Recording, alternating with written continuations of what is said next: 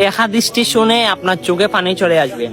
হযরত উমর দেখে আমার রসুলের ঘরে গিয়ে, আমার রসুলের ঘরটা এতটুক ছোট এবং সেখানে রয়েছে হযরত মাইশা সিদ্দিকা রাদিয়াল্লাহু তাআলা আনহু। সেটা দেখে হযরত উমরের দুই চোখে পানি চলে আসলো। বলে, ইয়া রাসূলুল্লাহ, আপনার বিছানার মধ্যে কোনো বালিশ নাই, কোনো চাদর নাই, আপনি কিভাবে জীবন যাপন করেন? আপনাকে সবগুলোর ব্যবস্থাকে আমি করে দেব।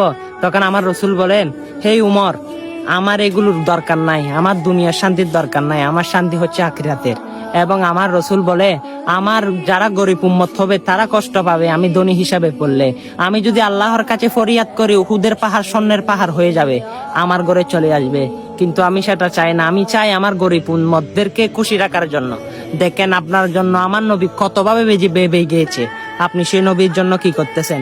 সেই নবীর লেবাস কোথায়, সুন্নত কোথায়? সেই নবী যে 5 ওয়াক্ত নামাজ দিয়েছে, সেই নামাজ কোথায়? হ্যাঁ, এগুলো পড়ার চেষ্টা করবেন, সুন্দর হাদিসটা সকল মুসলমানের কাছে শেয়ার করবেন। আমিন।